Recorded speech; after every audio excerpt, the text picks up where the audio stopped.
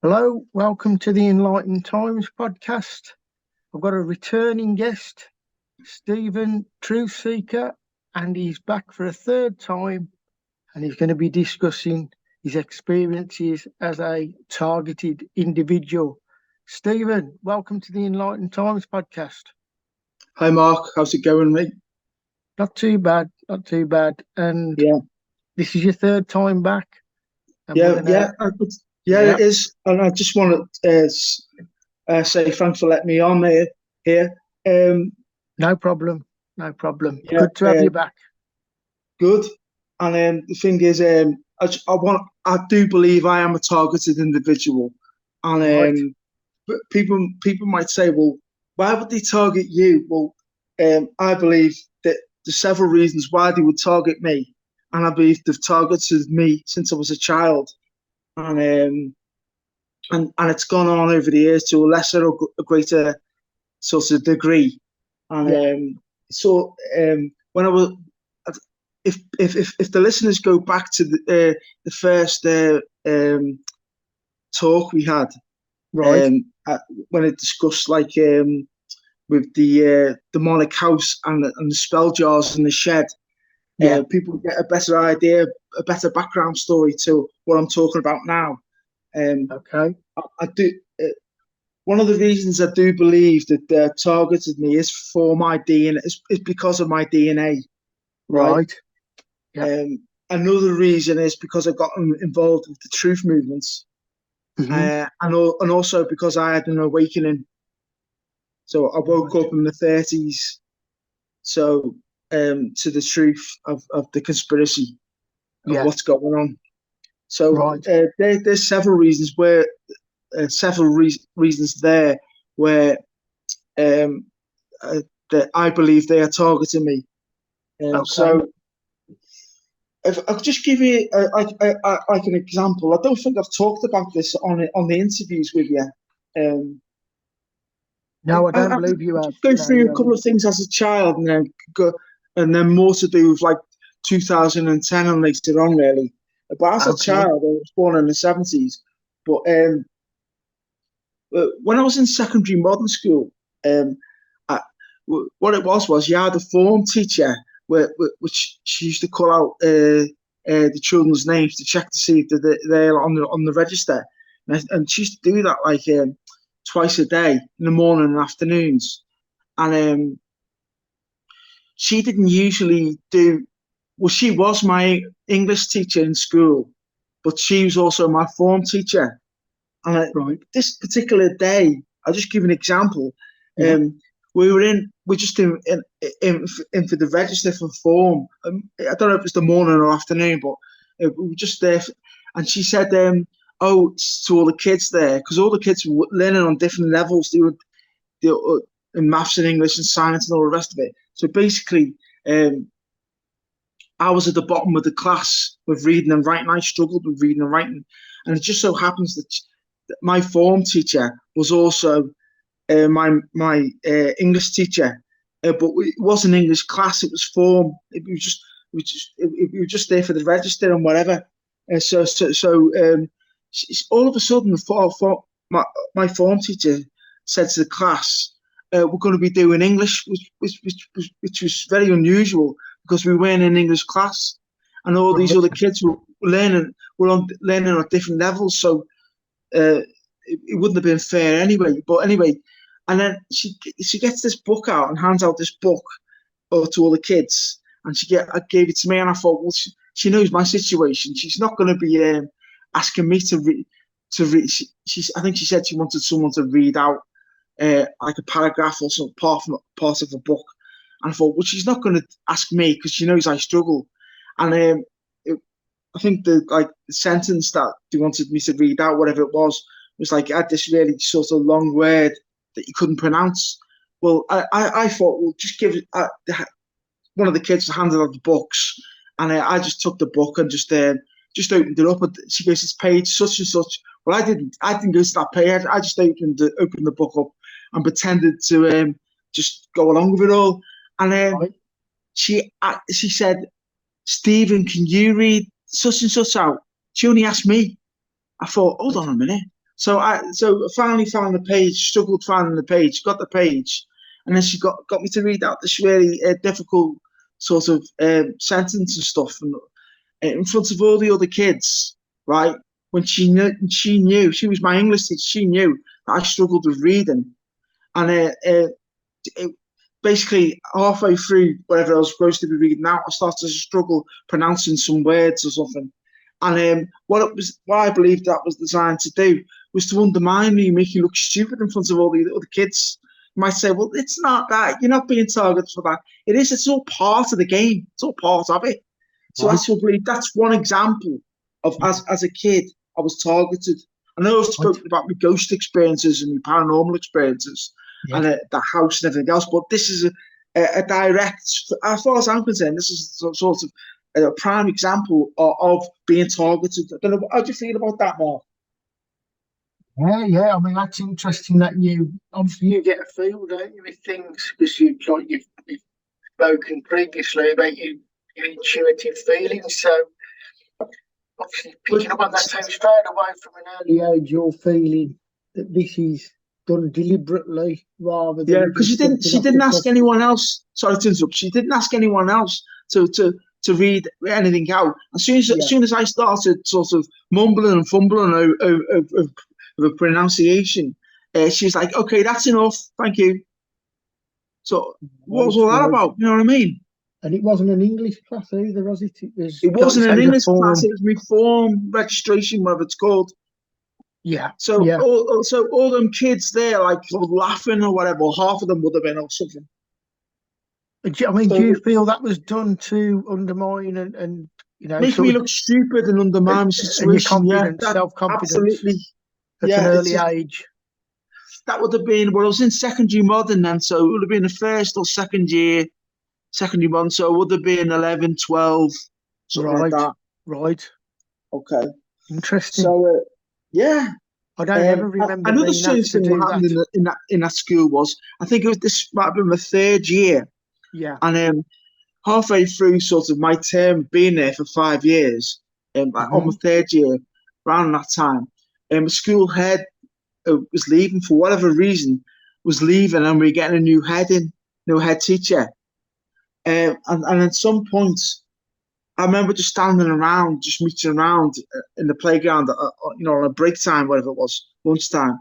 And the teacher and a couple of other people, the head teacher was there, I think, and I really didn't like the guy, and I don't think he ever addressed me by my first name. He said Stephen, but at this point he's really nice and comes, Stephen, would you like to plant a tree? I thought, right. Yeah.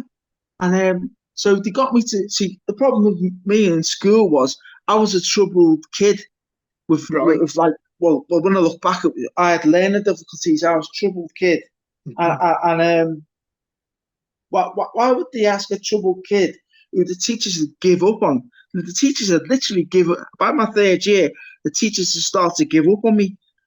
Definitely had given up on me by my fourth year, but my third year they'd started to give up on me. So why would they approach me like that? Or why would it be asked, Stephen, do you want to plant a tree for the head or whatever? Because you're planting trees like in the pathway approaching the school, on the inside of the grounds, on the inside of the fence. Right. And so basically, I did. It got me to sort of pose to plant the tree. It didn't really do much digging or nothing. But they sort of posed, and the local media was there. They took a photo, and they said it was going to be in the local paper. I never got around to seeing the picture, but they said, but they took a photo of me planting a tree. Now, right, what I come to realise is that's a druid ritual, an ancient a druid ritual, as far as I'm concerned, planting trees. On my third year, number 3. Yeah. That's a ritual. That. Why would they ask me out of all those kids? I was probably the worst kid in school for just getting fucked off by the teacher. Sorry for swearing, but getting given a fuck off by the teachers. No one wanted to know me. So there was that. Wow. An ancient druid ritual. I think that's what that was. So some kind of ritual, planting trees. Do you feel they were this is when I'm like 14 or something. I can't remember. Yeah. So the third year would have been around about 14, I think. Right. So third early year in prepping secondary modern. Yeah, and another thing is around the same time, around the same time, my mother had been befriended by this lady, this woman, and a son. And now his son, I never knew. He never went to my school, and they said they're going to turn up at our house, and the son was going to cut my hair. I thought that's a bit strange. Right. They wanted to come round to our house, and the son wanted to cut my hair. So, and I thought, I've later realised that they must have been Satanists, because when you do black magic and stuff, you need people's hair or toenails or fingernails. Right. To do like a spell on people. So I vaguely remember him cutting my hair for like 2 seconds or something, and then saying, "That's done then." So he got my hair. Yeah. And this has happened twice to me, as far as I know, in my life. I'll come on to the story later on. So basically, the mother and the son came round to our house just to cut my hair. And I didn't see him, didn't come round after that for like, well, I don't think I ever seen the son again at our house.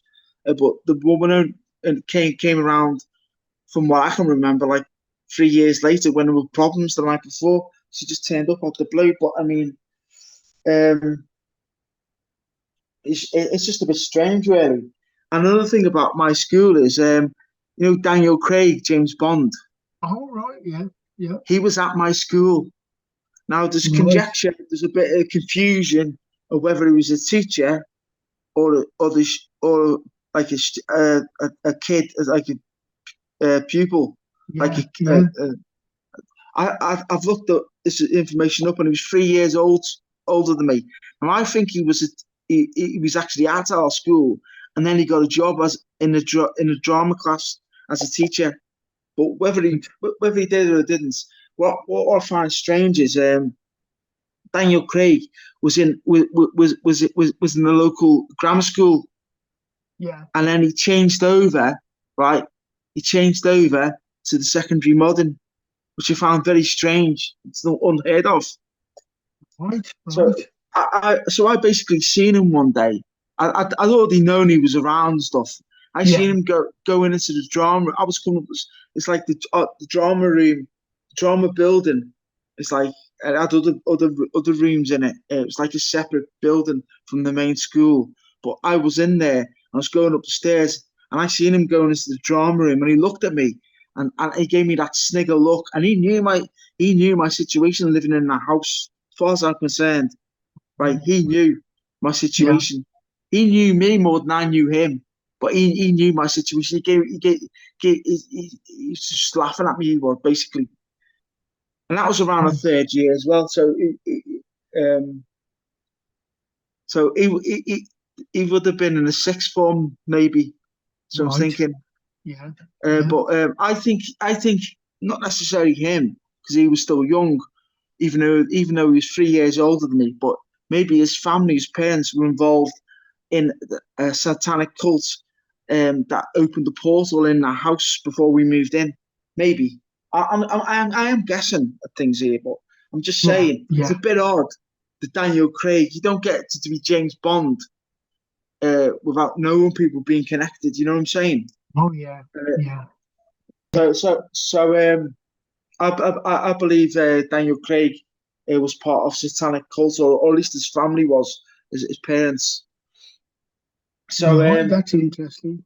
yeah, because another thing that happened, it, at the back of that house that I used to live when I was growing up, that demonic house, there was like, Yeah, I think I told you, it was like field farmers land, yes, fields, and oh, I used to go off exploring, and I believe there was a base there. It's like a secret base or something was there that we weren't meant to know about. Anyway, I'd been exploring and nosing around and stuff, and then I came round the long way through out through the like the hedge, like there was like an opening in the hedge. I came back onto our street where the street goes round to where I live, and as I'm coming out the hedge, it's like I remember seeing like I think this because this has happened twice to me as well. It's like on the pavement, it was like dog shit with a tatty sort of seagull or pigeon feather.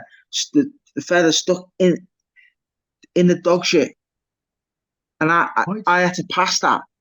Right, right. the only something told me not to pass it, but I would have had to walk like miles or to get round it. You know what I mean? Go right the long way round again, Yeah, sort yeah, of over farmers' fields and over fences and stuff. I just so I don't walk past it, but I walk past it. So I believe that was some kind of hex. yeah, yeah. Yeah, so that was just weird because that I've seen that since then. I've seen that years later. I'll tell you about that story later on. Right. So that's a lot of the sorts of stuff that went on when I was a kid.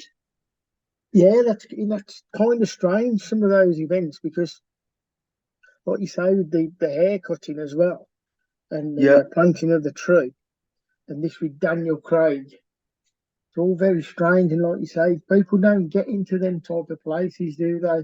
You know, to play James Bond, and we all know about the industry, whether it's the music or the film industry. So you're sort of picking up on a lot of this. Then you're seeing things which for you seem very strange or weird, that yeah. things going on. This it almost feels to me there's a bit of a prepping going on, like you say, with getting you to read out out of that book. I mean, because I don't think I was informed. I don't think anybody ever had to do stuff outside of English class in the your form classes. So that's kind of strange. It was as if that teacher had been told by someone else to do that. Yeah, yeah. And you feel that's to destroy, or to at least start to unpick your confidence, self confidence.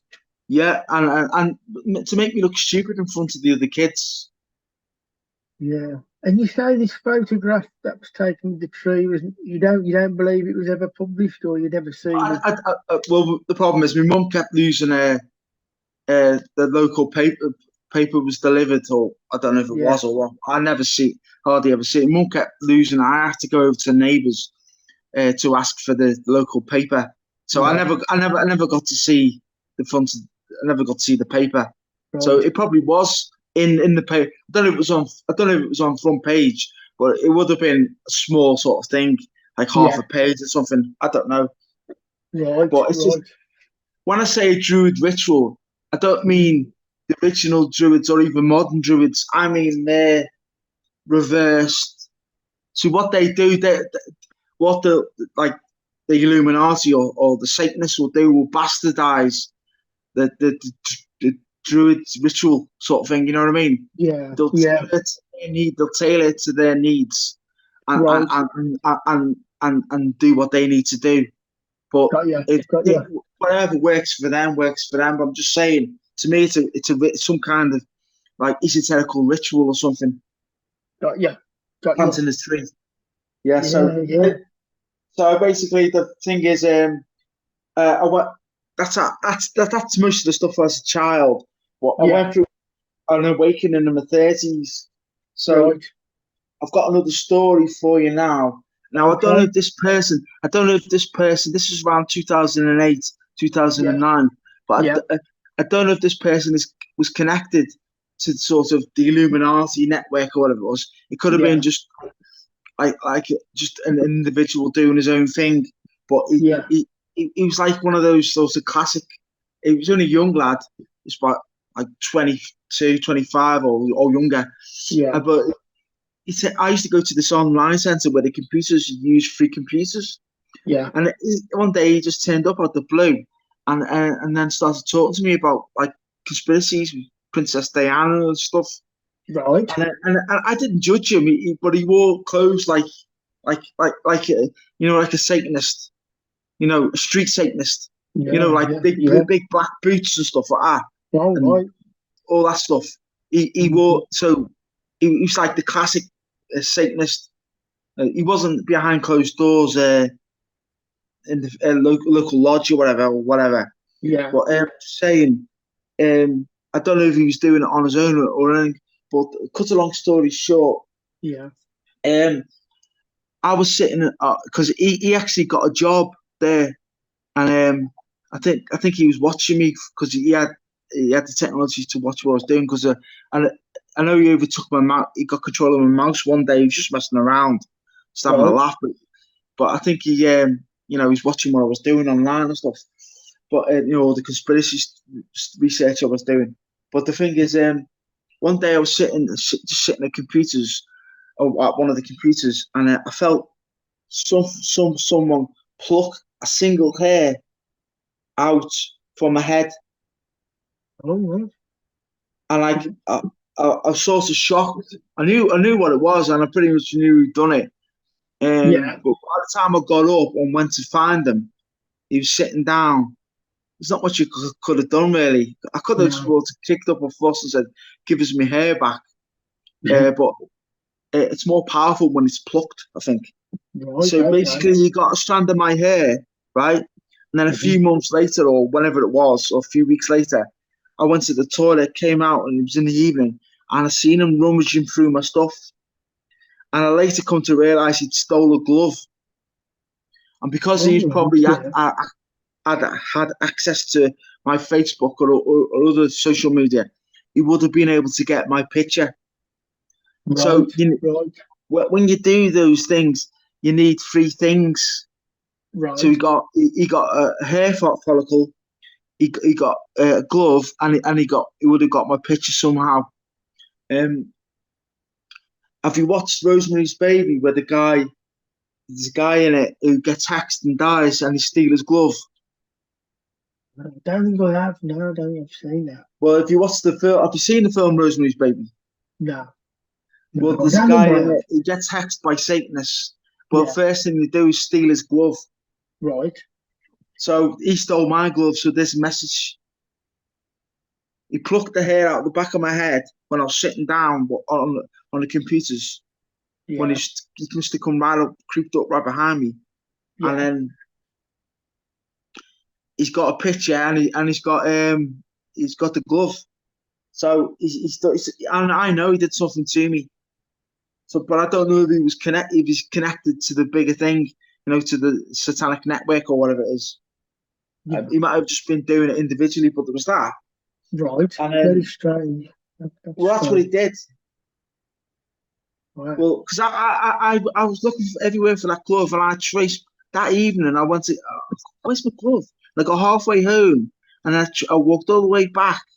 I went to the chippy where I went in and asked does anyone handed the glove in, and all the way back almost to the online centre. And I couldn't figure out where the hell my glove had gone until Right. a few weeks later I realised he's taken it. So Right.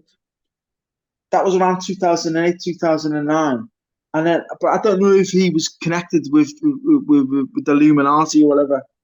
But Or whether he was doing it individually. yeah, I'm I not think he might have sure. been doing it individually, but I don't know for sure. Right. Right. Very strange. Yeah. Another thing is a strange creature around the same time. A strange creature turned up. It's like at night time. It's like an owl or something. I knew it wasn't an owl, but it was sort of an owl. Yeah. I didn't actually see it, but I heard it, and I wasn't the only one who heard it because one of my neighbours who lived above me, right, was getting a torch on a tree. So there was like a sycamore tree right outside my window, and I could hear it, and I knew it was sent to me. It's something. It's called something in the occult world, but I can't remember what it's called. But I did go out looking. I couldn't see. I only had a quick look around the back. It's around the back of the flat, but I was on ground floor. But what they say is the myth is if you see it, you die or something bad happens. I didn't see it, but I heard it. There's something weird. There's something weird in the tree. So I think that was sent to me. Someone had sent that. Okay. Again, it's just weirdness, isn't it? Yeah. Another time was I was drained of all energy. It's like I woke up in the morning and was completely drained. It's like someone had done something on me. Right. So I could hardly move, Is mate. this around about the same time? Around about the same time, yeah, 2008, 2009. But yeah. Funny how these things are happening now. Because that's quite a big jump, isn't it? You know, in the school to what? I mean, I'm presuming there's other things going on in between there, but Well, there was, but there was all my ghost things going on and everything else that I've already talked about, wasn't there? that's it. Yeah. So that would have It's in filled in previous that. interviews. Yeah. Got you. So I just wanted to talk a little bit about my childhood because I've talked a lot about it in the past, and now I just what I'm focusing on the targeted stuff. See, so what I think is No, that's fine. And I'll just for the listeners, I can put the links into the other previous two. Cheers for that. On the show. So for all the listeners out there, you can go and look in the description box. And anyway, continue. Yes. Yeah, but the thing is, I think they were watching me. I think whoever it is, the Illuminati, whatever, I think they were watching me up until 2010. Once 2010 came around, it all changed, and I started. Well, first on this, I think it was January. This what I found. I started to think it was strange. This big, I was in my flat, and this big, massive blue bottle fly was turned up in my flat. Right. Around January 2010. Now, if you look at what demons and the Beelzebub, it's only the Lord of the Flies. Oh, right. Yeah. So I started noticing people following me around in early spring 2010. It's like it started off with a couple of people, and then it's like whenever I was going out, I was wondering what was going to be happening because wherever I was going, I found there's like people following me around, and when you're being followed. Yeah, definitely. It's out my imagination. It's hard to describe, but I'm telling you, I'm not making it up, mate. Honest, and even some of them are even recognised. And one day or one afternoon, I was walking around an area, and it's like some guy was definitely following me down the street. Like there's a few of them, and I reckon. And then I seen a car pull up outside the library, and I recognised a couple of the faces in the car. I thought they're in on it. They're in on it as well. I didn't know the names, but I recognised the faces. I've seen them around. Yeah. So it's definitely going on. Wow. Well, it's just again, it's like you say, it's an intuition as well, isn't it? It's a sixth sense when you feel like somebody's watching you or being followed. Yeah, and then I started noticing vehicles parked outside the flats where I was when I was living in the ground floor flats. It's like almost like American Jeeps and other like cars and stuff that looked out of place with strange number plates and stuff. And then I was getting like the police parked outside my flat, and other odd strange things like ambulances turning up and stuff. Right. It's like one day, an ambulance and police all turned up, parked outside my flat. It wasn't for me; it was for someone else. But all outside my flat. Found a bit odd, mate. Yeah. Have you got any idea? What they might have been up to? Well, it was for someone else. That's all I can say. Yeah. I got the feeling to get out the flat that day. Right. I think it was like I don't know. It was the spring equinox. Yeah. on 2010 or something like that, like March 2010. Yeah. And something told me just get out the flat. So I went out the flat, went for a walk. Yeah. They didn't knock on my door, but I'm just saying, Yeah. it's just a bit strange. Well. And then I got on a train around the same time, and the carriage was empty. It was just me at one end, and then there's like a couple of people sitting close to me, but not next to me. Sort of on the. I was at the end of the carriage, and they were sitting at the other window, at the other side. Yeah. And then I looked up, and it's the train had stopped at a stop, and seen some guy get on, and he walked from the end of the carriage to the far end, a total empty carriage, walked right up to me, right, sat right next to me when there was loads of empty seats, and started giving me hassle and saying I'm mad and all this stuff, and just being generally aggressive. All right. And then I looked up, and there was this at the far end where he got on. There was two of the guys that looked out of place. They looked like, because this, they looked like middle class or upper class sort of thing. They looked like agents of the state, mate, and they were laughing as if they'd got him to come on. But this caveman guy just got on, started, threatening me and all this. Oh God. Yeah. So it's like part of stalking, innit? Part of the gang stalking. Never seen him before, didn't know who he was. It was nutcase off the nearest housing estate or something. Right. He just got on the train, walked the full length of the carriage, empty carriage, and came and sat next to me, and I was at the far corner. And there were only two other people sort of close by, and then there were two people at the far end who looked out of place, and they were laughing. He was going, you're mad, what are you doing? And all this other stuff. Can't remember. It was like 14 years ago, so. Yeah. There was that. Bit unnerving, that. Yeah, and another story I've got for you is someone tried to run me over in a van. I was going to my mum's house.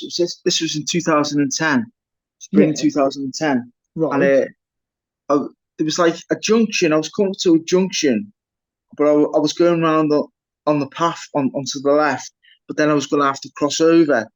And then there was another junction, and then this van was parked. And as soon as I stepped foot onto the main road to cross over to go round to the junction where her mum lived on her street, the guy just put his foot down on the pedal and just came at me. As soon as I put my foot down on the road, he just came at me. Yeah. And he just missed me. But it was like a large transit van or something. Yeah. You remember what colour it was? I can't remember that now, mate. It's a long time ago. But so you felt I've been down a couple of times too, but that's the only one I really remember. Do you feel there was some intent there to? There's some intent there, definitely. Yeah. And then another thing is, talking about being put in a newspaper. This is around 2000. This would have been April the 15th, 2010. Yeah. There's a place called. I'm going to say the area was. It's a place called Port Sunlight on the Wirral, and there's a Hillsborough Memorial there. And I happened to be there. I thought, well, I was in the area, so I thought I'll go and see the memorial because it was the anniversary of Hillsborough on the 15th of April. Right. So basically, there was like flowers and scarves and stuff in the area where the memorial was, and they had a minute silence, and the local paper was there again. Well, I was just arranged. So I went to the minute silence, but I was just before that. I think I was just arranging all the flowers and the scarves. So I had to bend down sort of to do that, and then I'd had the minute silence, and then I went, and then what happened was he put me on the front page of the Wirral Globe, but I was bending over, so it wasn't a very good position I was in. So they got me bending over with my bum sticking out. So they didn't pick the best picture. So to me, that's what I'm saying. They put me on the front page of the Globe, Hillsborough Memorial. They didn't put me face. They took the picture from the back or the side. You know what I'm saying? Yeah. It's just, those type of things that they do. that like a And even on that day, is it like public shaming? Is it that? well, I don't know what it is, but they're doing something. And not even on that day, I was having like cars beeping the horns at me and all this. I thought it was my imagination and stuff. They were beeping at someone else, but I felt like they were beeping at me, and just there's something going on. Wow. Again, strangeness, strange things, isn't it? Yeah. Again. And then around the same time, I used to go for walks up this hill, and then close to where I used to live, before I got to the hill, it was like a railway station stuff, but you could look over.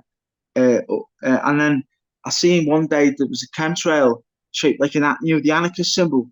Yeah. Close to where I lived. It was a perfect anarchist symbol. The A with the circle. Yeah. It was perfect. I didn't get a photo of it though, because something told me that day to take your camera, and I didn't take my camera. I left it. It was right. Was it Olympus camera or something we used to have? Oh yeah. One of those I had. I didn't have it though. Didn't get the photo. So at this point, Mark, I'd moved to different parts of the country. Yeah. So for several reasons, one, I wanted to start a new life. Another one was I just didn't get on with people, and sort of I was needed to move. And another one was because I was having problems with people following me around and stuff.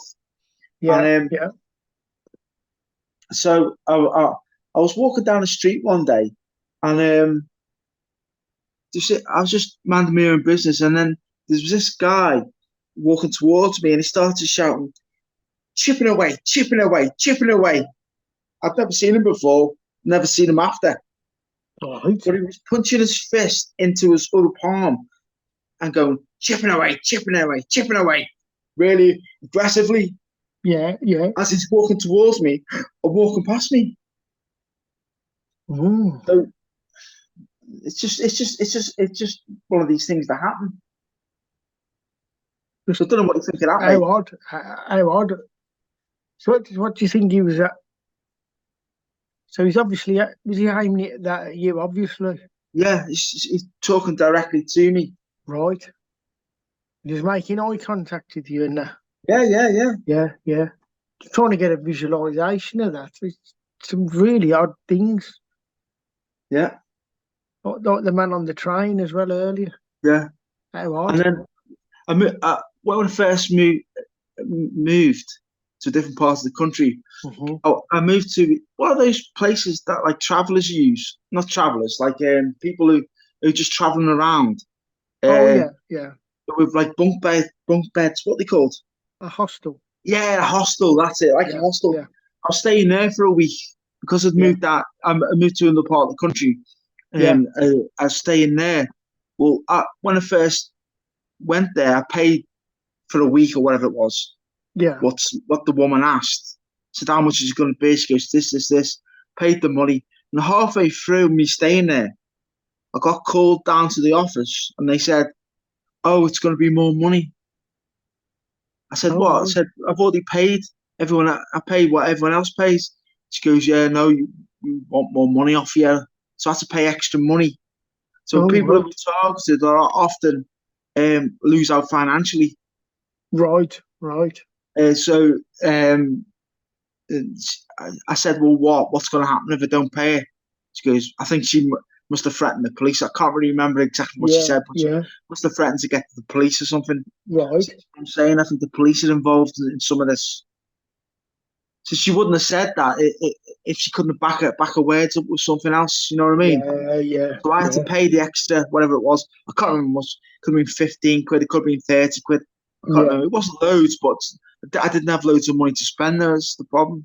So I'm just saying, that's out of order. You know what I mean? I've done nothing wrong, and I'm paying nearly double or something just to stay there.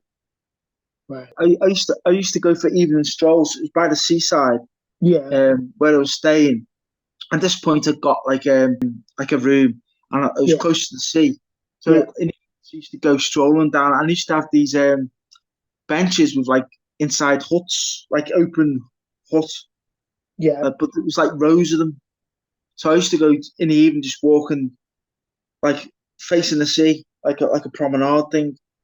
And Right. I used to go walking down there, and then at some point I just randomly turned round and to look back up to where it just passed through all them benches and stuff, and I'd see like people just, I don't know if it was a silhouette or actual like physical person or like a shadow or something. But they were real people. They weren't ghosts or anything Yeah. paranormal. They were real people, but they were sort of. I'd turn around, and look back, and not all the time, just did it once, and then someone would be there, and then go back and hide behind the shelter thing. You know what I'm All saying? right. Yeah. Yeah. Yeah. It's like I just turn around and it's as if someone was watching me, and they sort of recoil back, sort of thing, and Right. hide. Right. Why are you hiding? Yeah. Yeah. It's just little things like that, and like some of the things I can't really articulate because it's just so weird and stuff. But Yeah. it's like when you get the feeling, just people following you around and stuff. Yeah. It's like I say, you get like an intuitive sixth sense, don't you? When people, Yeah, even behind you, sometimes you think, oh, it's like 100 yards behind me or something. I just turn yeah, around yeah, and there's yeah, someone sort of watching me, and then they sort of step back behind the shelter. I think. yeah, very strange. So this is all Yeah, that. and another thing is that happened is I was talking about that dog shit with the feather, like that hex thing, whatever that weird hex. It's like Yeah, that happened. It's like I was like down by the sea again. It was up like a hill, and yeah, it was like an outcrop sort of thing where it looked down onto the sea, and like I yeah, had a bench and the people, and I was sitting there for a good hour, like just enjoying the scenery, looking at the sea and everything. It was a lovely summer's day, and then some guy noticed came behind me. There were other people there, but it's just something about that guy. And then yeah, and then I walked because you have to walk down through like a path, like there's shrubs on either side and like grass. But I walked back there, and then yeah. down to the right there was a path going down, and I seen that guy again. Who was there? Who'd been there? He was there like 15 minutes earlier, or whatever it was, Oh, and yeah, it looked like he was filming me and because I wanted to walk down that path to explore further, and I yeah, started walking down that path, and I seen that dog shit with the tatty seagulls fella or whatever it is yeah. halfway down the path. I thought I'm not crossing that, and I seen that guy. He was filming me, so I thought I'd turn around and walked straight back up the path and away because I didn't want to cross that hex or whatever it was, that weird hex thing with the dog shit.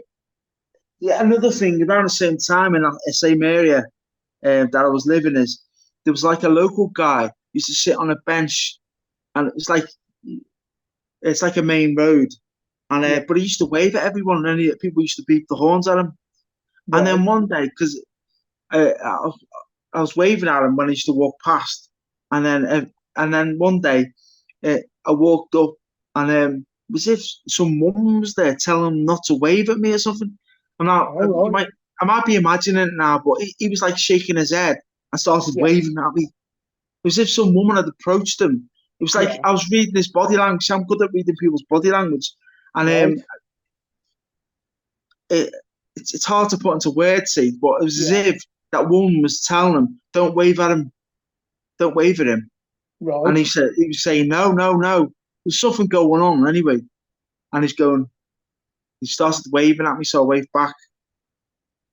right, right. And another thing I used to get is phone calls. I used to get phone calls from like Europe, like Zurich and Berlin and Paris and places like that, Oh, yeah, coming up on my phone. Don't know what that was about. And one day I answered one. I said, "Hello," and it sounded like they were in a bar or something. There's a lot of right. background noise, people talking and stuff, Yeah, like a bar or a restaurant or something. I said, the person on the end didn't say much. I can't really remember what they said, but I said, "Listen, don't ring me up again, okay?" yeah, yeah, yeah, So, because like Switzerland and Paris and Germany, they're like Illuminati centres, aren't they? As well as yeah, London. yeah, yeah. Were these like in the early hours or in the day No, or this is anytime, like any time? Yeah, during the day, afternoon, evening, right. whenever. I used to ignore them for the most part, but just that one time I answered it, and there was that. Yeah. Another thing I've suffered from is directed energy weapons, or it's like a noise, like a humming noise. It's like a woo woo woo woo woo woo woo woo woo. And I'm not sure if you. I think you might have experienced some of this as well. Yes, yes, yes. I think they've attacked me with microwaves and energy weapons and all sorts over the years. Yeah, yeah. And you experienced the humming. Yeah, it's like a quite often it's like a woo woo woo woo. It's like a low frequency or something. You can Yeah, hear it, but it's not. It's like sometimes it is quite loud. Sometimes it does get quite loud. I've had it in the past where it's been like literally woo woo woo woo woo woo. And other times you can hardly notice it. And another thing yeah. I've noticed is when that happens, is my light bulb shakes. You know your light bulb Oh yeah, yeah. shakes. So And that I've been just for the listeners, when that's happening, when the woo woo woo, that is it. That's in our. Would you say that's in your head? So if somebody who wasn't aware of this was stood in the room, they probably wouldn't even pick up on that, would they? Or is that different for you? I actually suffer from both. I Right. suffer from Okay. it in my head and external Right. Got you. Got you. because I think I've been chipped. See, Interesting. Yeah. now people are going to say, "Oh, it is in your head." Then it is in your head. No, it's not. Yeah. It's not in Yeah. my head. It's other people have heard it, and I can tell the difference when it's external and when it's internal. Yes, yes. And I remember when we done our last interview that we had a lot of problems with something going on, didn't we? Which we had to edit out of the final edit for the show, for the podcast. Yeah, it's Where we were interference. picking up on Probably. all that interference, wasn't we? Yeah, Yeah, interesting. I'm definitely being followed around. Not as much these days. Or I still think it's going on, but not as Yeah, much. But I yeah, still think yeah, it's going on. Another thing that happened is I might have mentioned this on a previous interview, but I'm not 100%. But this is part of the targeting. yeah, There was a helicopter over my flat.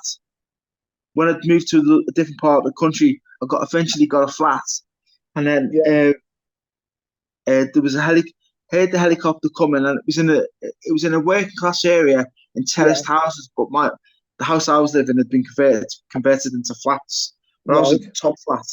Yeah, And basically, this helicopter was hovering above a street where I lived, right. and it was doing that for about 20 minutes at least. And then it changed position and went round the back of where the alley was, started hovering above that, the Right. back of the house. Yeah, So went out just like a landing area, like a veranda area where I had a couple of pot plants and stuff. yeah, It's like a yeah, metal steps, and I was watching it from there, and then I decided to go outside, and I went onto the street, and then yeah. started walking down the street, and then the helicopter started following me down the street. All right. So it was hovering for like 20 minutes in the front part of the building, then it Yeah, changed over and hovered there for another 10, maybe 20 minutes at the back, yeah, and then I walked down. Well, left the flat and started walking down the street, and it started following me, and yeah. then I got to probably to the bottom of the street and started to fly off. But I tracked it and traced it, and I followed it down to the shoreline. Some Yeah, guy was down on the shore, right, with a yeah. pair of binoculars. I said to him, "What type of helicopter?" He's seen the helicopter. I said, "What type of helicopter that was that?" And he said it was a private helicopter. And Ah, I even worked out where the helicopter, the landing pad was. right. Seeing it land, so that's where it's taken off as well. Yeah, yeah. So private could be a member of Mm, the Illuminati, could be anything. But they were um, hovering there. It was for me because they made it clear it was hovering at the front of my building, right where the main street was, and then they went around the back. It was hovering not directly above, but almost. Yeah, yeah. Was this in the day or the evening or night? This is in the daytime, mate. Right, so you got a good look at this thing, yeah. Yeah. But sometimes it's difficult to know what's private, what's police, Yeah, but what's yeah. military. Because I've had military craft going over places where I've lived, even up to the present day. That's gone on. I've had a lot of that as well. Have you seen those helicopters with I don't know if it's AWAC technology, like a radar or whatever it is.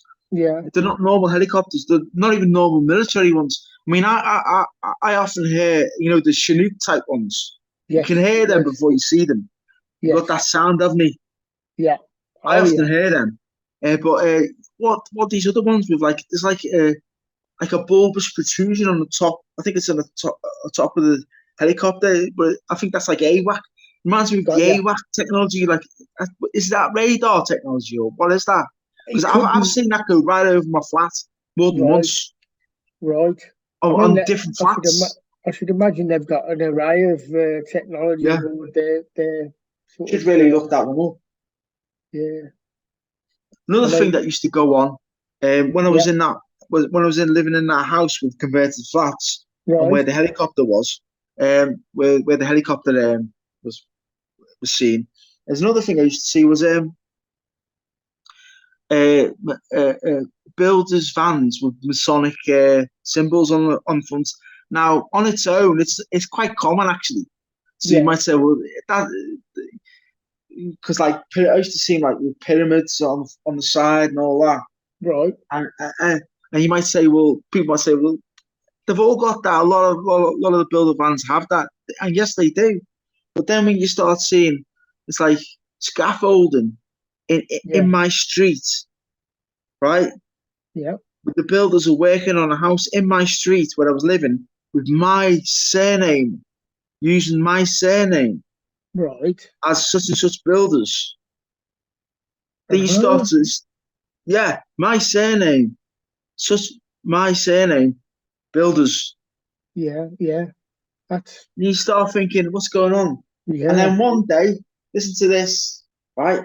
Yeah. I seen an orange van with the word clockwork on the front of it. Clockwork orange, mate. Oh yeah, clockwork. Yeah. Now that's a corker, that one.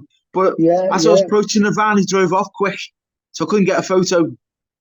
Yeah. Clockwork orange, mate. An orange van with the word clockwork. That's where the right brain sees that straight away. The left brain doesn't. If listeners want to know the difference between, you need to look up the difference between left brain and right brain hemisphere. Yeah. Because the symbolism, you're laying your symbolism through the right hemisphere of the brain. Yeah.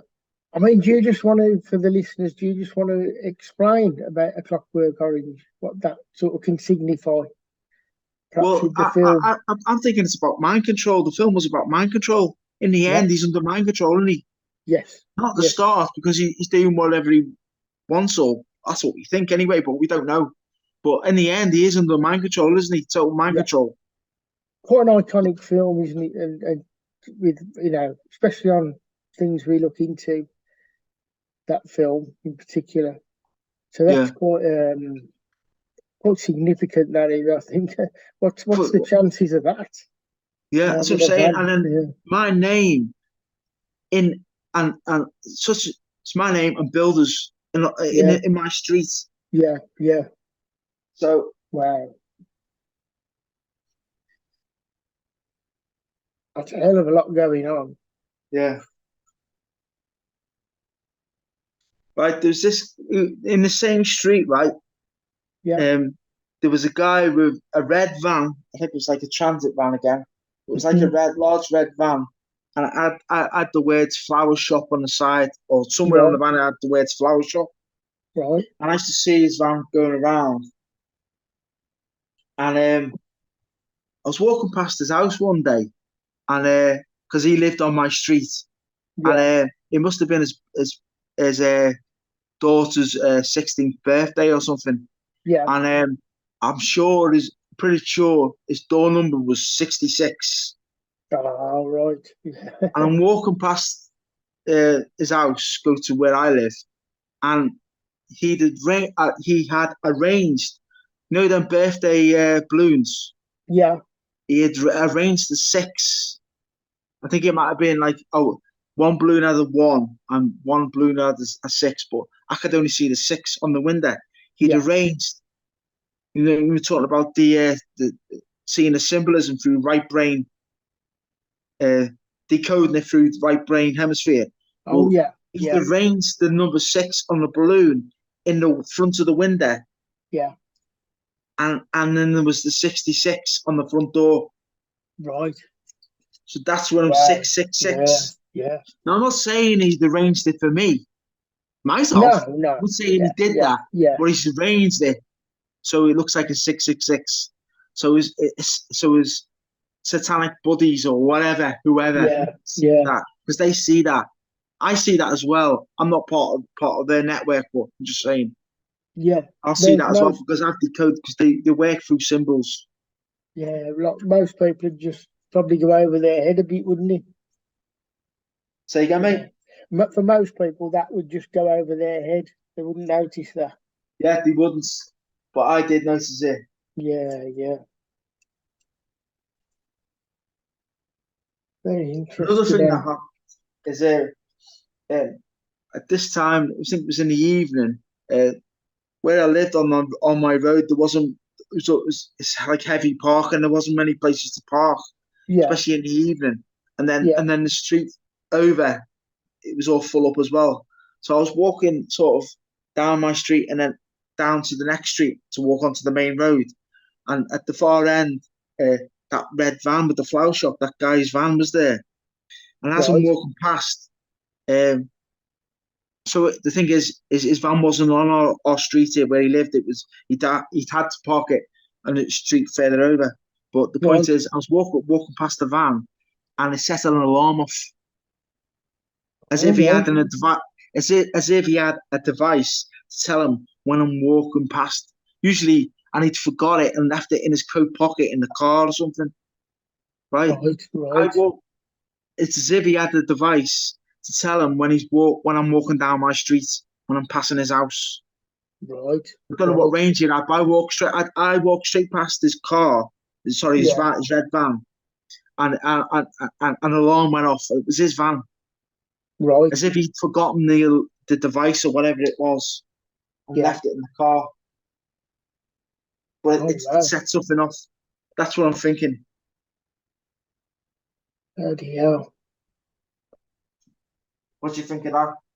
That's, again, it's more strangeness, isn't it? And you happen to be walking past and it's going off.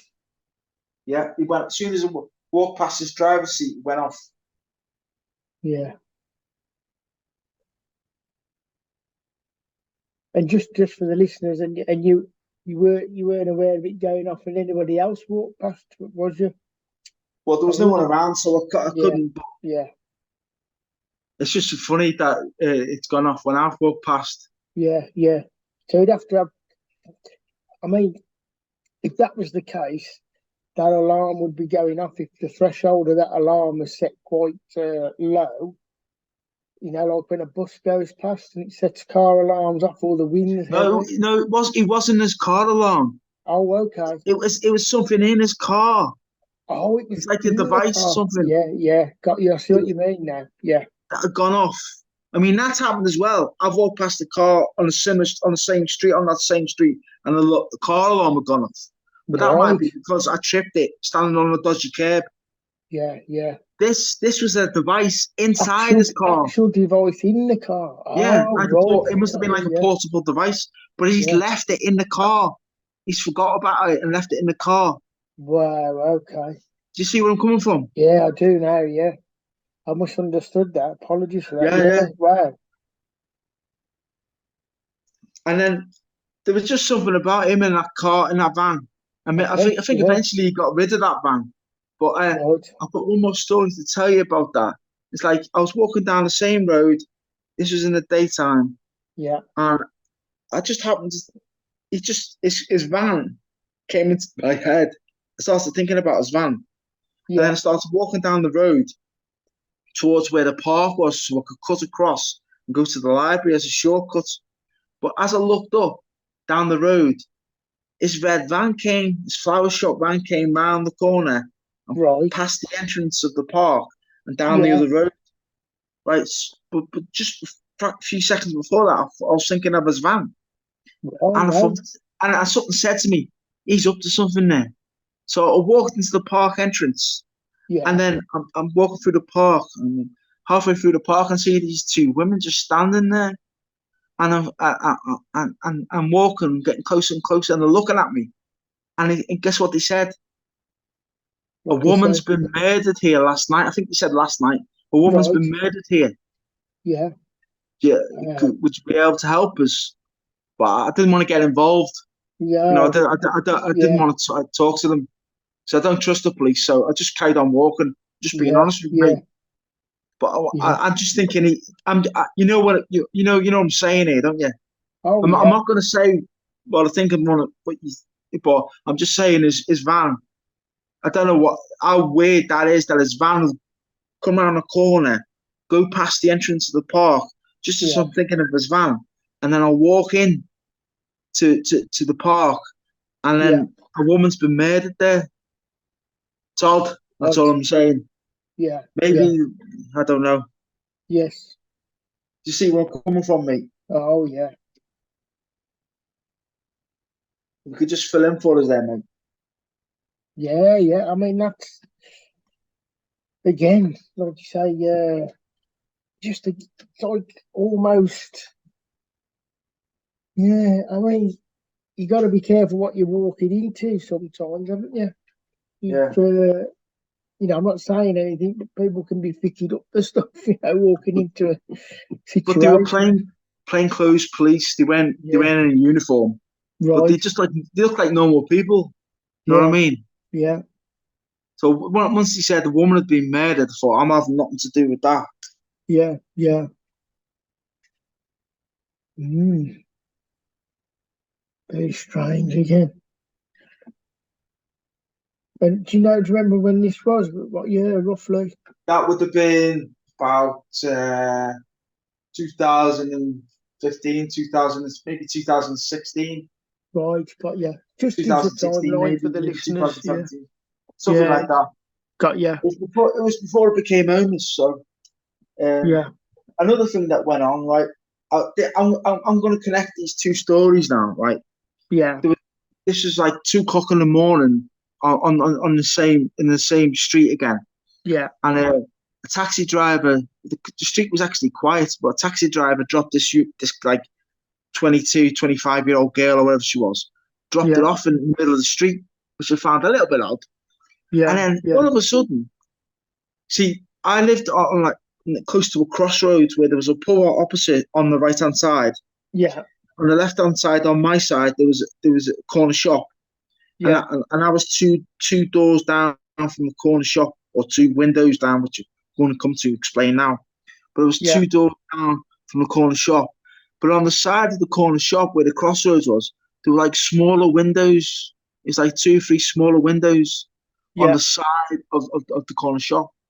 With this girl was dropped off by the taxi, and all of a sudden she started banging on the side windows where the shop was, just right. banging really loud. And uh, all of a sudden the police turn up and then take it away. And then I'm thinking that's a bit odd. So, Yeah, yeah, and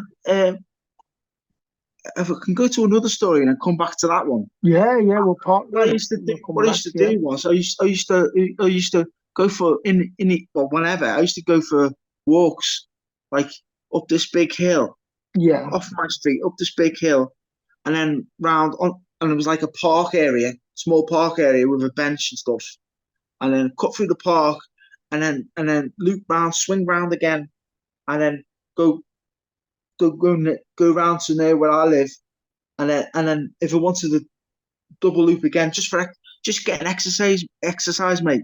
I was just getting yeah. exercise. Do that 2, 3 times sometimes. Just to go for a walk for exercise. Cut through the park, swing around, back down to where I lived, and then back up again through the park. Right. Well, one if you remember, if someone had said to that girl, right, if you want drugs, right, bang on the second window really hard and ask for such and such. If someone had told someone, if someone was say, just for example, looking for cocaine or something, and it was like 2 o'clock in the morning, and she got dropped off by a taxi, and she was drunk, and she's a little bit confused of what windows to knock on, and she knocked on the wrong windows that she was supposed to knock on. 2 windows down is where I lived, right? Yeah. I'm thinking, right? I went walking back up when I used to go for walks for exercise, I went for a normal walk up through the park. I looked round again. Before I looked round, I think the problem was, mate, I'm not making a very good convincing argument about this, but the problem is, I was poor. I had no money. I had nothing, and I quite often would scan the floor because I often found money on the floor. I would and near benches and stuff, especially. I used to scan the floor for like pound coins or whatever I could find. Yeah. Now, when I went this time when I exercised, right? I walking through the park, and then there's the bench. I think there must have been someone there. I was sitting on near the bench or something. They'd see me, but I was scanning. I quickly scanned the area, looking for money on the floor because I had no money to buy food or anything. And then I was off again, back on my walk. So I'm just taking some exercise. Yeah. And then I looped round again, went back up the hill and back up to the park. And when I came round again, about 40 minutes later or half an hour later, whatever it was, there was police everywhere, scanning the floor with torches and everything where the bench was and surrounding areas. And looking as if someone had dropped something off on the floor or something. All right. Quite often when I left the park, there's a police car at the bottom of the road. Right. So what I'm saying to you is, I think someone's told that girl, right? Yeah. Bang on the second window down from the corner shop, really hard, ask for such and such, get whatever it is she wanted. Yeah. And she's told the police that. You took her away. Does that make sense? Yeah. Well, that's what I'm thinking anyway. I'm thinking someone somewhere in a lofty castle has decided to try and to make out I'm a drug dealer. I'm not a drug dealer. Never dealt in drugs. Yeah. But I found it strange, mate. You know what I mean? When I went to that park to loop round walk through the park again, a second time that evening, there were police everywhere, scouring the floor, looking for wherever they could look for. I knew what they were doing. They're doing it because I'd been scanning the floor previously, and someone had seen me do it and reported me. Right. So they're scanning the floor with torches and everything. They're all over the place. Police everywhere. It's like 8-10 police or more. Wow. From what I can remember. It's like at least half a dozen police scanning the floor. Yeah. So I'm thinking someone's saying I'm a drug dealer. Right. So you feel like they're trying to fit you up? Yeah. So I've heard this from other people as well. I've heard they do this with other people. It's not just me. I've heard about these types of stories before. Yeah. Well, we've investigated that before. Just I could name on my hand people who have been set up or suspected of set up. Well, we know Barry George wasn't he? With the Jill Dando case. Yeah. Another thing is, I used to go out of an evenings to go down the supermarket or whatever it was. Yeah. When I had money, and I used to see the same faces when I walking down the road, like walk down my road, then cross over the main road, and then it's like a main road that you walk down. Yeah. And then I used to see this, I used to keep seeing this old guy. Is it almost in the exact spot? It's like I'd pass him in almost the exact spot. It's like close to where Pets at Home was, where the industrial estate where Pets at Home and all the other shop places were. Yeah. And then there's this Rasta guy I used to see as well. And I used to see. I used to go and what when I had one. I used to go to the pub to watch the football. And I Yeah. seen him in there one day, and he's standing right next to me. And I had this big jug of beer. It's like it's when you could buy like 3 pints in one jug. And I was desperate for the toilet, and the football match had finished, and I had all that to drink, and I didn't. Uh, I said to him, can you mind? I put like the menu thing over the top of the jug, and I said, can you just keep an eye on my drink, please? I just want to use the toilet. And when it came back, the menu thing had been knocked off. You know, I was using it as a lid, Yeah. and so they could have put something. It could be like a microchip technology or something Yeah. in my drink or something. I don't know, but sometimes I'd open my door and he'd be walking past my front door, not just in the pub. He'd be walking past the front door, and then when I became homeless, I'm going to mention this now in case I forget. When I became homeless, right? I'll get into that in a minute. When I became homeless, I seen him, and I'd moved to a different town, right? Yeah. Different city. Yeah. I moved to a different city. Him and that old guy turned up where I was sleeping. God. Yeah, Wow. exactly.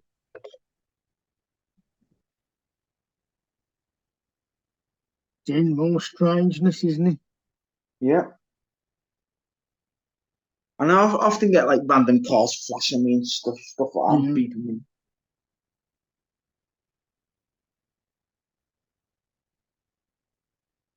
Another thing that happened, though, I was still in that flat in the converted house, was must have been winter time, like January or something. Yeah. And it felt like something from Wizard of Oz or something. All of a sudden, right, this gust of, well, it wasn't a gust of wind, it felt like a mini tornado tried to attack my flat. It's like this wind swell came from nowhere. I'll tell you how bad it was. It only lasted like 30 seconds or 50 seconds, maybe a minute, I don't know. But it was that bad. I was lying on my bed and I had to grip my bed. Right. Because I thought I was going to lift off. You know, you got to have an accident or something. You grab hold of something through fear. Yeah. I had to grab hold of the bed because that's all I could grab.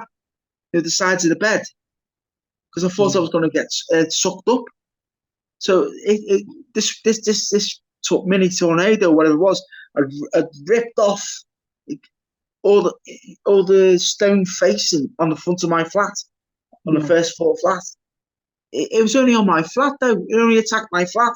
It ripped off like the really heavy stone masonry or something, whatever it was. Yeah. And I threw it on the floor. It only lasted 30 seconds or something, but it was like a mini attack.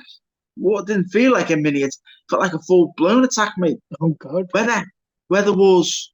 Yeah. It's just mad, isn't it? It's mad. And then another one was I was in the same flat again, and then I remember exactly the detail of this, but it's basically I was lying on my bed, and one half of my body, I can't remember which half now, I get confused, but one half of my body was frozen. I couldn't move it, and somehow I managed to get the energy to wiggle my way off the bed and regain the energy. Oh right. But I couldn't move. The thing is, next door, when I first moved in there, next door had this was early on when I moved in. It might have been 2010 or 2011. But next door when I first moved in, next door had chickens, and the chickens were going off their heads, going crazy. I heard them, but I was pinned. Half of my body was pinned to my bed. I couldn't move it. Oh right. Fucking weird, mate. Yeah. Jeez, that must have been scary. That is. Well, I'll get used to it, to be honest. So at this point, I've become homeless, mate. I've been evicted from my flat, and that's on my YouTube channel. And I've become homeless. Right. So people would turn up in the middle of the night, like spades, hitting the spade on concrete. Like there was a path nearby. I was camping in a tent in a park, and smashing the spade on the concrete, making like a spade noises. Oh God. That's one of the things that happened. Another one was I was in like a sleeping in a nature reserve. It's like with my tent and everything, and someone was stalking me there because I went to a super and some kid came up to me on his bike and said, "We've been watching you. You must have been watching me from the houses Yeah. over the way," and he probably had binoculars or something, and he said someone's hiding in the tree close. I can't remember exactly what he said, but something about someone's hiding in the tree close to where you are and stalking you, or where's the effect of something like that, and Right. creeping around. And then I remember, I don't know if it was before or after he told me that it was like 10 o'clock at night. I was in my tent, I had my phone on watching YouTube, and it started to get really tired. So I just turned my phone off quickly, and I couldn't be asked logging out and everything. I just turned it off, Yeah. and Yeah. because I had the earphones in, see, and I just turned it off. And as soon as I turned the phone off, the light went off on my phone. I was in my tent. You know when you hear someone like it's because there's long grass at the back and stuff. You know Yeah. when you hear someone move back. I don't know if it was Oh, just yeah. clothing Yeah. or brushing the long grass, but he Yeah. was right on top of me. It was that much on top of me, right? Literally could have watched my YouTube, watched on my phone. It would be called back. So I heard that. But what can I do? What can you do? I can't. What are you going to do? Get in a big fight in the nature reserve with some weirdo who's following you around? You Right. just got to get Yeah. some sleep, mate. You need to get some sleep. Those type of things that are going on. You can't tell me that's normal. That's not normal. No, no. You'll get that as well. A normal person would get something like that, but not on Yeah. a regular basis. Not the kid coming up to me and saying, "Listen, there's someone hanging around your tent," Right. Right. and that happened a few times. Weird things that happen quite a lot. And this strangeness and theme going on. And then another one was I was like in a town centre, sitting on a park bench, and I had a shopping trolley full of camping gear, and Yeah. some guy, he was high. This is a proper stalker guy. This guy, Yeah. he was high. I'd already clocked him previously for what he was up to, and then I was watching him, and then he hid in. It's like there's like shops everywhere, and like there's a Poundland and stuff, Yeah. and he hid in one of the doorways where I couldn't see for a few minutes, and then Right. stepped back out again. And Yeah. then because I was staring at him, he came up to me about 4 times, right up to my face, right up to my nose, like an inch from my nose, and Right. threatening my life and everything, screaming at me, making a big scene in the town centre, just going off his head, just a nutcase. And he's still in my local areas. Mhm. That guy's still in my local area. Right. Right. He was threatening me. I know where he lives. You avoid it, or do you I just? do avoid them, but I'm Yeah. not putting Yeah. up shit. No. No. Another thing is since I was home when I was homeless, I Yeah. was poisoned as well. I believe multiple times I was poisoned. Right. Okay. That's part of the targeting, isn't it? Yeah. Yeah.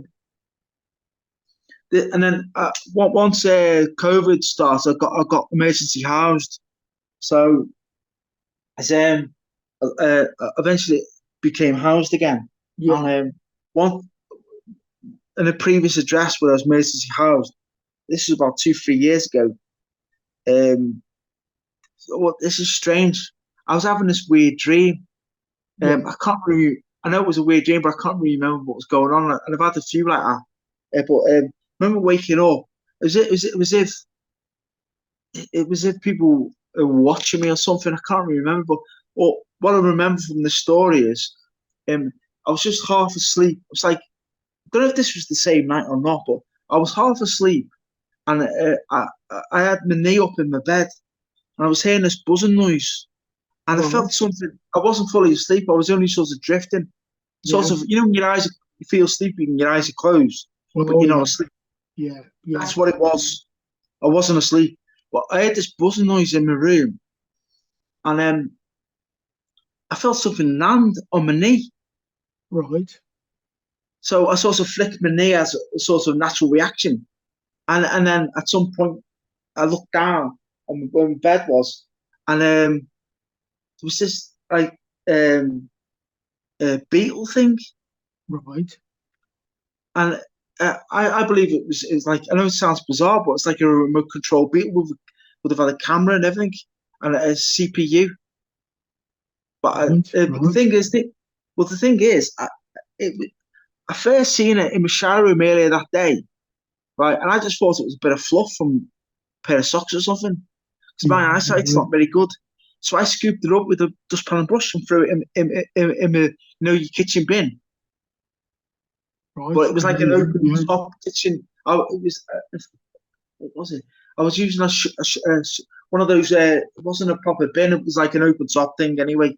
Yeah. So it was like shopping trolley that I converted to make a bin with black bin bag.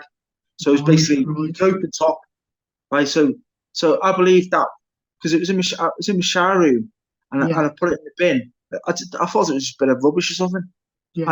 and then later on in the evening at night, I think it's flown out the bin, and then landed on my knee, and then I've flicked it off and looked down, and then I should have really inspected it closely. I didn't, and I chucked it out. I chucked it out my window. But I believe that was some kind of device. Well, Right. Right. there's some parts, organic parts. I know Yeah. we're in the realms of science fiction now, but that's what part machine. Like, Yes. you must have heard like I'm sure I've seen it with the mosquitoes as well when I was at a Oh bus yeah. stop. Yeah. Like, the microchip animals, Yes. the microchip animals, and then influence them and basically control the brain. But they can Yes. do Yes. an insect is an animal, isn't it? Oh yeah. Yeah. So they could do it on a micro level, can't they? Yes. So I Oh believe that was a bit. That was like a remote control beetle they were using. Because yeah. I don't know if it's the same night or around the same time, but I was having these weird dreams about fighting. Well, it was as if it wasn't as if I was put into a body. Well, it might have been. It's like my spirit or my soul or something had been put into a body, but it was me, but it wasn't me. It was like a clone, Right. and all these people were gathered round, and Yeah. I went to like a ring to fight someone, and then Oh someone just right. came to me and stabbed me. But this was in a dream. Yeah. Yeah. Around the same, I don't know if it's the same night or not. I can't really remember now. But it's like trying to put my soul into a clone. Oh right. But that was in a That's dream. good. But it wasn't. It Yeah. didn't feel like Yeah. a proper dream. No, felt it felt weird. Interesting. I mean, if it was a, I know you say it doesn't feel like a dream. That's an interesting concept, though. What you're Yeah. describing there. That is very interesting. And was this more recent? No, that was about 3 years ago, mate. With the thing with the Got you. beetle and the weird Right. dreams. Yeah. Yeah. I don't really remember my dreams that much these days now, because a lot of so some of the research, the alternative research community has gone into this sort of thing. Yeah. Another thing that's happened is I went to get a blood test, and Yeah. this a nurse, she before she put the needle in to draw the blood out, she wiped it on a dirty do rag, like wiped the end of the needle Oh on like a God. dirty rag. I seen it Yeah. from the corner of my eye. Yeah. Yeah.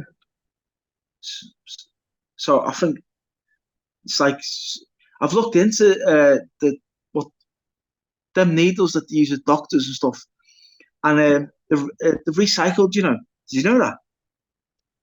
Uh, I didn't know it until recently. Now. And what they say is, oh, we clean them with lasers. It's a bullshit, mate. They don't clean them with lasers. It doesn't work properly. So already they're putting a dirty needle in you because it's Yeah. recycled, and then Yeah. she's put something on the needle, stuck it in me. Right. Right. So I'm not going back to have that. yeah, yeah. You Because need a bit there's perturbing, something about that especially with that. nurse. There's something weird about that nurse. She was wearing a mask. It's not that weird. Like, but sort of when she called my name out and came sort of take me into the room, she sort of laughed under a mask sort of thing. Yeah. I don't know what it was, but it was something me intuition. You know what I mean? Mm. I mean, there's that blood scandal, isn't there? Yeah, it's That something mean, about that. But I mean, that's why I think I'm targeted because yeah, they attack you on all levels, mate. yeah. Physical, mental, spiritual. They'll attack you, you know, financial. Oh, yeah, yeah. So that's a lot of what I want to talk about, mate. That's about it, really.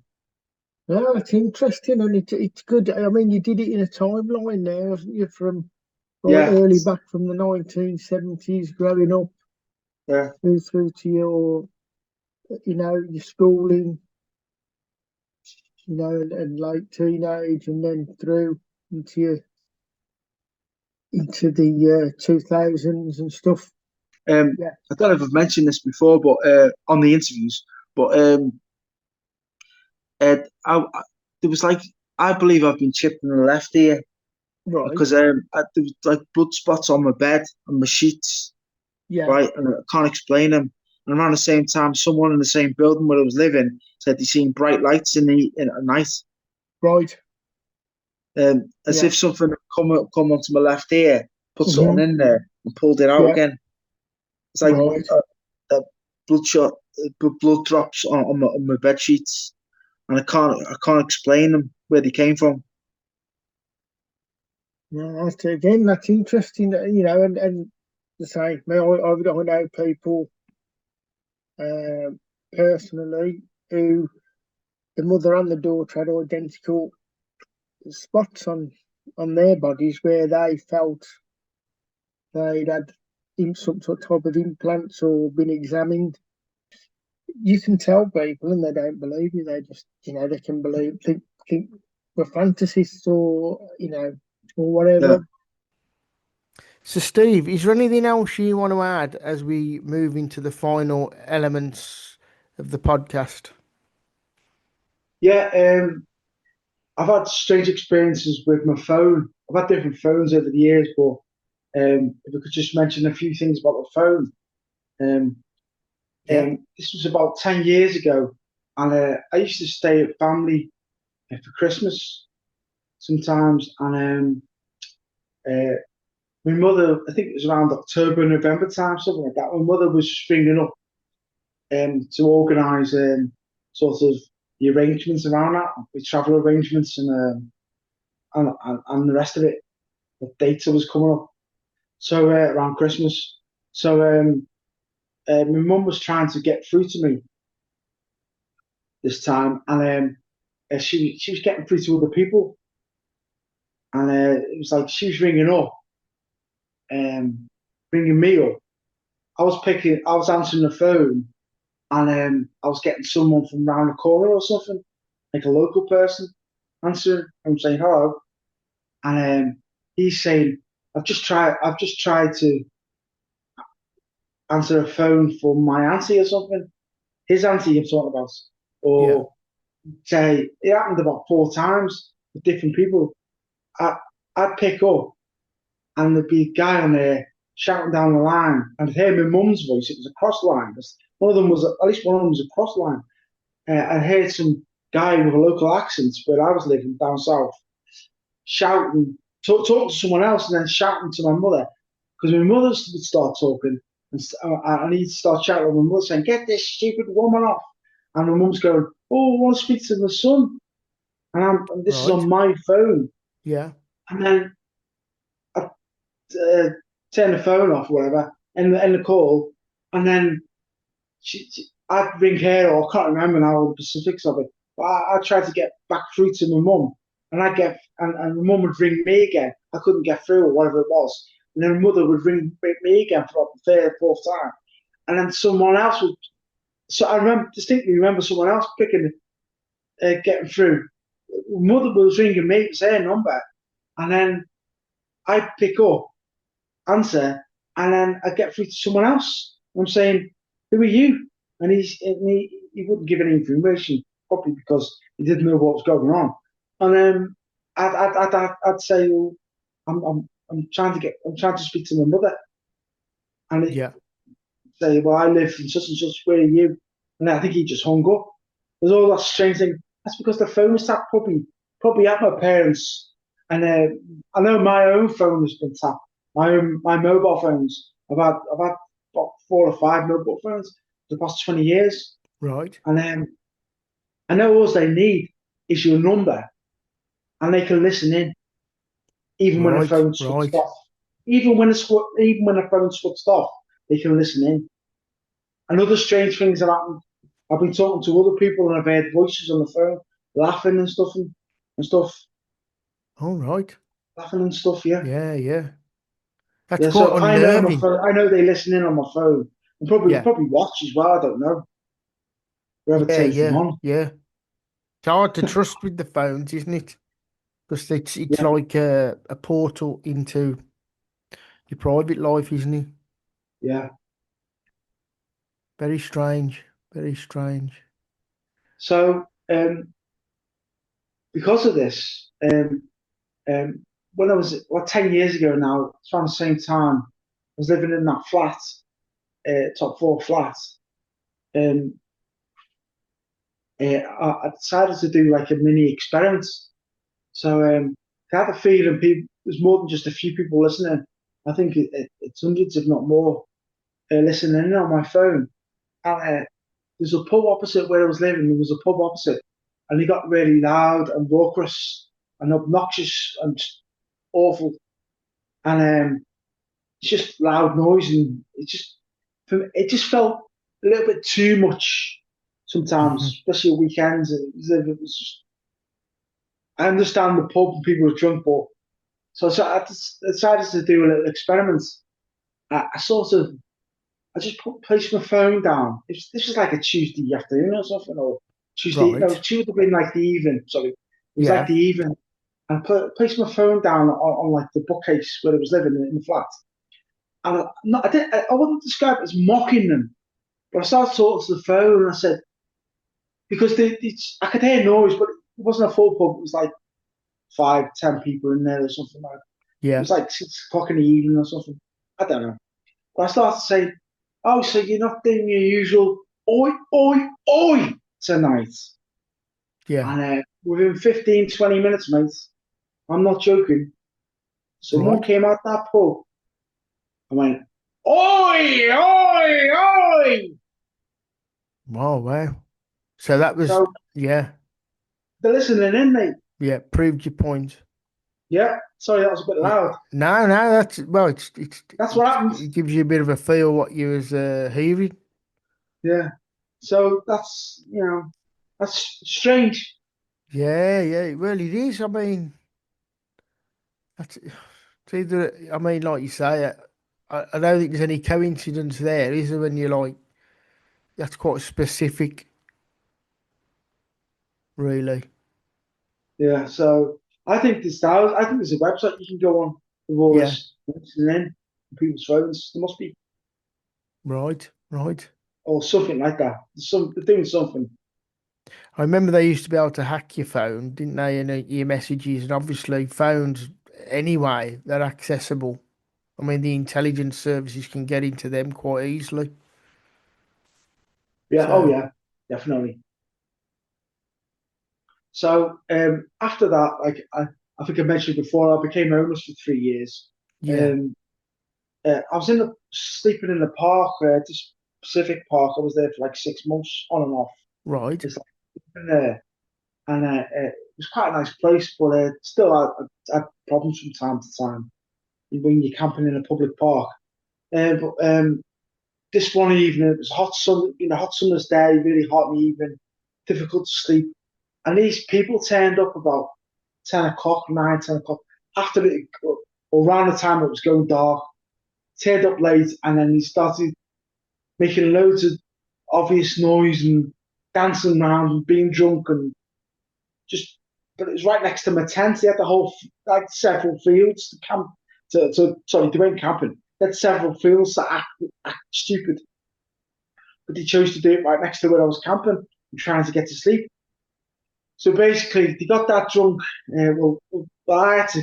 They becoming that bad problem that I had to pack down my tent because I couldn't deal with it. It's just too loud.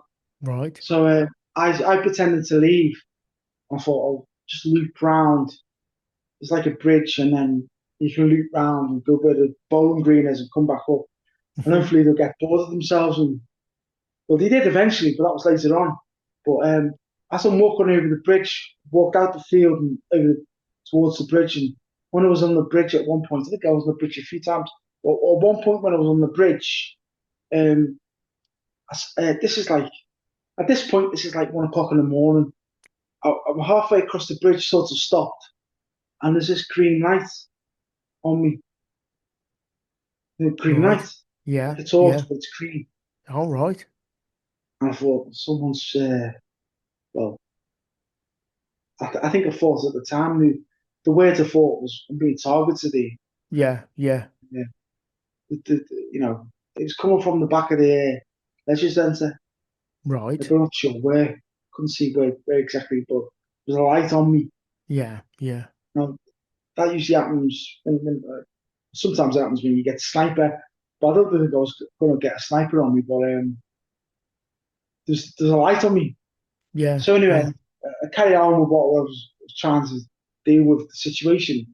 I ended up sitting on a park bench, and this is about 2:30, 3 in the morning. Eventually, the idiots. Well, I think there's one bloke and two girls. The girls were carrying a bloke. The bloke had drank too much, and I think he'd been bitten by the mosquitoes loads. He couldn't Yeah. handle it. So this is like 3 o'clock in the morning. I'm sitting in the middle of the park with my camping gear, not out, just I had to pack it all up Yeah. and carry it around. And then I seen them walk past, and that was the way out of the park. So I thought, great, I can go back and camp and get some sleep. So I got a few hours sleep. But around that time, I was hanging around with someone who claimed to be an ex-military person, Yeah. and I knew what he was going to say, but I thought I'd check with him. I explained to him what happened when I was on the bridge with the light on me, and different colours mean different things, don't they? Right. I Yeah. forget what the different colours mean now. But red's for one, blue's for the other, green's for another, Yeah. so on and so forth. So I said to him, "What does green stand for?" And he goes, "Target." All right. Yeah. So Right. that's that one. Yeah. Yeah. Yeah. But this is all going on in the middle of the night. I'm trying to get some sleep and I'm homeless. And This is you what I'm and, having to deal with. and you couldn't see where it was emanating from either. The It, I, light. cou- I was more interested in just being able to carry the gear and get to the bench and Yeah. sit down Yeah. and have a rest. It's 3 o'clock in the morning. I'm knackered. Yeah. Of You know what I course. mean? Yeah. I'm having Yeah. to. At one point, I think I actually set up on a bowling green. So that was twice I'd set up before I even Yeah. got any sleep. And then I took it down because I thought I'd get in trouble. Yeah. You know what Yeah. I mean? So I had to sit up 3 times that night just to get some sleep. Yeah. Yeah. So that was one of the things that went on. And I actually did get shot when I was homeless with an air Right. rifle in All the back. right.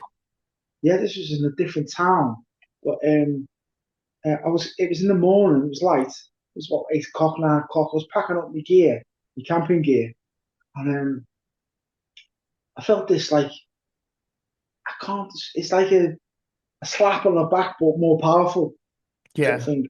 Yeah. Yeah. And then I looked at my coat, and there was a pellet in it. I've been shot. Came from the car park area. The shot Right. came from the car park area. But I was under some trees in the park. This was a Yeah. different. But I was shot with a pellet. Oh my God. Yeah, and there was a hole in me. I still got the hole. The pellet fell out, but I still got the hole in the jacket. Wow. Yeah, yeah. So at this point, I became an emergency house. I was no longer homeless, but I was still hanging around with someone else who knew when I was homeless, Yeah. and we were just sitting on a park bench, and I think it was around code. It was code because that's how I got emergency housed. because of the COVID emergency. Yeah. I'm sitting on a bench, and I just, while I'm talking with her, and all of a sudden, I looked to, I think it was on my left shoulder, and I noticed all these like silver specks, like thousands of them. Right. There's just a ton of them, and tiny silver specks. I think they call it nanodust. Yeah. I said to the guy sitting next to me, he said, "Got all this on my shoulder and everywhere. It was just all over me." And it's as if someone would come along and just tick the thing on me. And Yeah. I don't know if he did it or someone walking past or Yeah. what it was. But I said to him, "Look at all that." He goes, "It's from the washing machine." I thought, well, I know that's bullshit. It's not from the washing machine. Yeah. So, Yeah. that's like the nanotechnology, isn't it? Yeah. Yeah. Is he that like that smart dust or something? Smart dust. That's it. Smart Yeah. dust. Yeah. Yeah, I think I've heard of that. that. Yeah. Yeah. Well, you breathe it in and everything gets into Of you. course. Yeah. Yeah.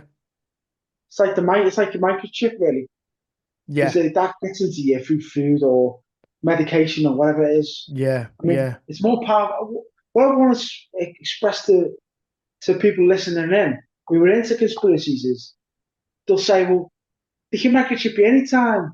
They can, and they probably do. Yeah. But it's when you agree to it, it's more powerful.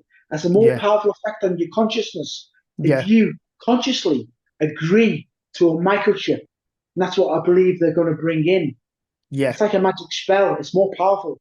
If you're Yeah. not even Yeah. aware, if you even hailed some kind of smart dust or technology or whatever it is, and you're not aware of it, right? Yeah. It's not powerful. It affects you some ways, maybe, but it won't have the same strength or power. No. No. Because it's not entered you, like you say, it's not Not entered agree the to it, Tim. consciousness. Not agree to it. Yeah. But if you agree to it, the problem starts. Yeah. Yeah. What do you think of that, mate? Well, it's all interesting because it's like you say, the targeted individual stuff is just it's never ending for some people, like yourself. It's like an ongoing thing, hasn't it been, in your life, which is what we've covered, tried to cover in the podcasts that you've done. Another thing I still get bands following me. Not as much now, but I still get. Right. There's one band that I've noticed that does that. There's a couple actually, two or three, and there's one particular one. Yeah. But and I sort of gave him a funny look a few weeks ago, and then he was then I seen him about at least 3 times going up and down again. So once you acknowledge it, it's what I'm saying. Once you acknowledge it, in many ways, it gives them more power. Yeah. So Yeah. if you ignore it, you know it's there, but ignore it. It's less likely to go on as much, maybe. Yeah. Yeah. But I believe I'm in the Illuminati Black Book. You can't get out of the Black Book. Once Right. you're in it, that's it. Yeah. The only way out of the Illuminati Black Book Yeah. is if you die or if the Illuminati dies. Right. Right. Do There's you only want to two just ways to get out. explain that Illuminati Black Book just for people who are listening who might not have heard of it? Well, I don't know if it's a thing as far as public consciousness or even in the world of conspiracy research, but it's just something I believe is real. Yeah. And when they decide to target someone, you go in the black book. It's Yeah. part of the Yeah. targeting is to be in a black book. Right. Now, lots of different reasons why you might be put in a black book, but I would say in general, at some point you would have pissed the Illuminati off, Right. definitely. So Right. I was part of the 9/11 truth movement. Yeah. Yeah. So that's reason for that. They wouldn't put everyone in the 9/11 truth movement in the black book, but they would study you first and decide whether you'd make a good target to be in the book. And obviously, they decided I was. That's not only that's not the only reason why I'm in the Yeah. black book. I think I Yeah. was in the black book from birth, to be honest with you, because I had Right. certain things Right. to do. Yeah. I had certain things to do in my life, which they didn't want me doing. Yeah. Yeah. So Well, they've gotten away you with all that. you had a lot of stuff go on quite early on, which we covered Yeah, in the previous podcast, which is well, a whole lot of strange stuff, wasn't it? yeah, What you yeah. Very explained strange. in Yeah. them podcasts, which I urge everybody to go back to and have a listen. if you're listening to this one for the first time, there's a previous two, I think, with Stephen. All I can say really is they do target me with mind control. That's all I can say. Yeah, yeah, yeah, They have mind control tactics and mind control technologies. yeah, yeah. That's what they do. And I mean the targeting's like, it's a lot of people that probably don't understand, that this is a real thing, what goes on. It's, it's You very know, real. so it may be a shock for some people who are listening to this for the first time. If it's a shock to people, that's a good sign Yeah, because they're taking on board some of the information.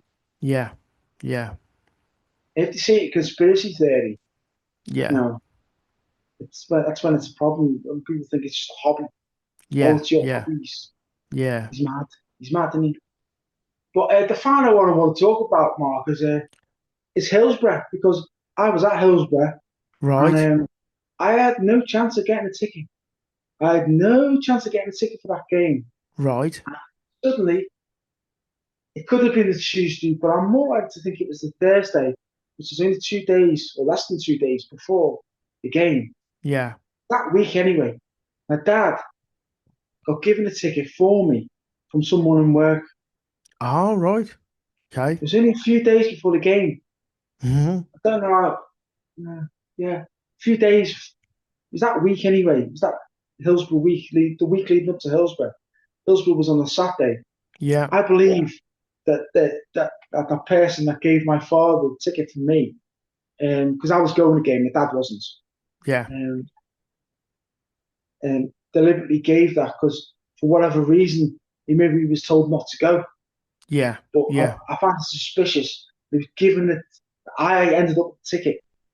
Yeah. Did that you was I, yeah. I think they wanted to kill me at Hillsborough, mate. Right. So that's quite a big compelling statement there. So just backtrack slightly, because we might have listeners from around the world. Can you just explain what Hillsborough is? I mean, I know, and probably a lot of people Hillsborough in was a England stadium. know. Hill, Hillsborough was a stadium disaster that happened in 1989, Yeah. 15th of April 1989. A football match between Yeah. Liverpool FC and Nottingham Forest Yeah. FC, Yeah. and it was an FA Cup semi-final. It was played on a Saturday, Yeah. and fans just briefly mention this because I'm hoping to do an interview with you in the future. Yeah. The fans were basically funneled down a tunnel into central pens, and people got crushed to death. Yeah. And I was Yeah. in those central pens up until about 10 minutes before the crush. I climbed over to the side pen, Yeah. just avoiding it. Right. Right. Did you have an inkling like you could like this But doesn't we feel were there. safe? We were there for like, we got there about 1 o'clockish, maybe. And we were there for well, that would have been 2 hours Yeah. nearly in that central pen. And that tunnel should have been closed at 2 p.m. Right. because Right. there were other entrances. Yeah. Right? Yeah. We didn't know about them. You just see the tunnel. Yeah. It was just a tunnel that led to the central pens, but there was no Right. proper signage. Yeah. So I that's mean, why. But the police had the powers to close that tunnel, which led to the central pens. got you. We never did it. That's basically what happened. Yes. There Yes. wasn't people. There wasn't extra fans with no tickets. Might have been one or two. One or two is not going to Yeah. be a difference. You're talking thousands. But there was basically is there was it's like a duty and care at the very Yeah. least. I think it was deliberately allowed. Yeah. I think Yeah. it was deliberately allowed, mate. I They mean, knew. yeah, there was a lot of strangeness surrounding that. And just to go back there then, so I mean, just to explain, following the disaster, they blamed the Liverpool fans, didn't they? And there was a lot of negative press that was geared up to sort of really put out stories which wasn't true about Liverpool fans, wasn't it? About picking pockets, doing this, Yeah. and down the line, obviously, there's been a big movement. They wanted the truth out, and they wanted to clear their names, and just to say, it was 96 people died in that, wasn't there? It's got up Yeah. to 97 now. 97, okay, so It was originally 96 for a long time. yeah, yeah. But 96 is an occult number, I think. Yes, I remember you mentioning that when we've had conversations in the past. But the truth sort of come out, didn't it? It got overturned about the negative press and what the police were saying and everything going into Parliament and one thing and another. You Well, know, it didn't really, only for what, it was one day. I remember that was one day. And all the local media, Merseyside, 5 Live, and I think it was Talk Sport, yeah, did a phone in where people could talk about their experiences. yeah, And that was one day. And I don't think it was archived. It's all been lost because since then, a lot of other football fans have become very bitter and still yeah, blame us.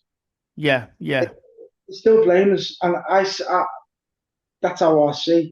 I see yeah, it. And yeah, the worst thing about it is the policeman in charge got off. yes, Got yeah, off with it. He wasn't charged of yeah, anything. There's one person charged, and that was the health and safety of Sheffield Wednesday. Sheffield Wednesday is the ground of Hillsborough. yeah, yeah, yeah. Just to ask you, have you ever seen that film called The Hillsborough? The guy who made 7/7 Ripple Effect. Yeah, I've He seen made a that. film called about Yeah, Hillsborough, didn't he? yeah. But we could talk about all this next time. Yeah. It I've is got to make a big. interesting, very Yeah, interesting. I remember that day very, very clearly.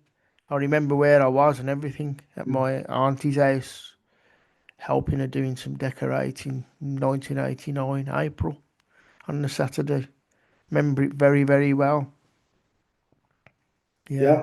Sad day. It is a sad day, really, and